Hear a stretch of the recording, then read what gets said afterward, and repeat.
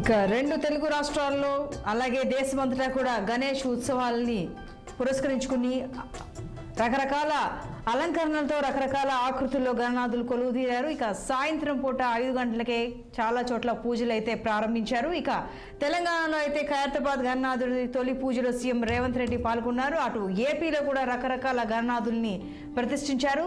ఇక ఈ 9 రోజుల పాటు నవరాత్రులను దేదీప్యమానంగా దివ్యంగా జరుపుకునేందుకు భక్తులు అయితే సిద్ధంగా ఉన్నారు. ఇక కరీంనగర్లో గణేష్ ఉత్సవ నిర్వహణ ఏ విధంగా ఉందో మరింత సమాచారం మా ప్రతినిధి ప్రవీణ్ అందిస్తారు. ప్రవీణ్ చెప్పండి.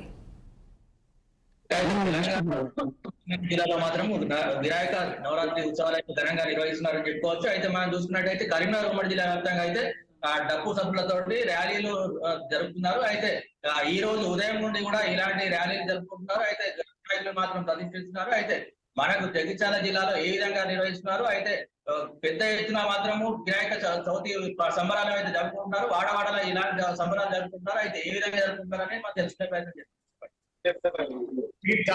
పట్టణంలో పురాతన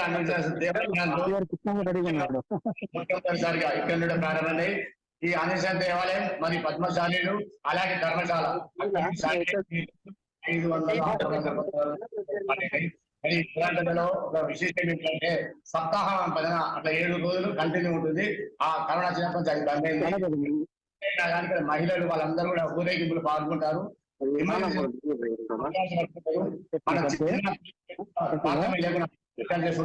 ఇక్కడ నిజంగా చెప్పాలంటే ఎంతో మహావైభవం జరుగుతుంది.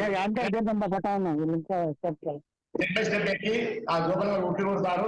అది నిజంగా చూడవలసిన విషయం. కావున మరి అన్ని గణేష్ ప్రతి వాళ్ళకు కూడా సంతోషాన్ని, ఆరోగ్యాన్ని, ఆనందాన్ని అని చెప్పి మనస్ఫూర్తి కోరుతున్నాం. అందరూ సుభిక్షంగా ఉండాలి, లోకానికి చల్లగా ప్రశాంతంగా ఉండాలని చెప్పి ఆ మహాపురుషులు అందరికీ అడ్డంగా తొలగించి అందరం ఐక్యమత్యంగా ఉండాలని చెప్పి దీవించాలని చెప్పి మనస్ఫూర్తి కోరుతున్నాం. అయితే అదేవిధంగా మనం చూసుకున్నట్టయితే వినాయక మాత్రం చిన్నపిల్లల నుండి పెద్దల వరకు సంబరాలు అయితే అంబరాలు అంటున్నాయని చెప్పి చెప్పుకోవచ్చు. అయితే అదేవిధంగా వినాయక చవితి ఎందువల్ల నిర్వహించుకుంటున్నారు అనేది మనం అయ్యగారు ఉన్నారు, వాళ్ళని తెలుసుకుందాం. శుక్లాంబరం విష్ణు భజవరణం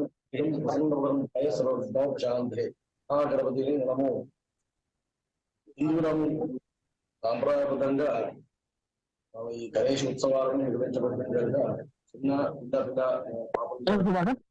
కూడా ఈ మహాగణపతిని సంవత్సరంగా జరుపుకుంటూ ఆ విఘ్నేశ్వరి అనుగ్రహంతో ఆయురారోగ్యాలతో సురక్షితంగా ఉండాలని మనం మహాగణపతిని పూజలు మన హిందువులను చేసుకుంటాం కనుక ఆ స్వామిని మనం వేడుకుంటూ సరైన సంస్థ శుక్లభవంతని అందరి పేరు కోరుకుంటూ ఆ స్వామిని ప్రత్యేకంగా పూజలు మనము జరపబడుతుంది. అయితే పిల్లలు చదువు బాగా రావాలని, అదే విధంగా పెద్దలకు కూడా ఆరోగ్యాలు బాగుండాలని చెప్పేసి అన్ని విజయాలు సాధించాలని చెప్పేసి వాళ్ళు ఏదైతే చేస్తారో ఈ రోజు మొక్కులు చెల్లించుకుంటే వారికి అన్ని మంచి జరుగుతాయని చెప్పేసి వాళ్ళు భావిస్తున్నారు.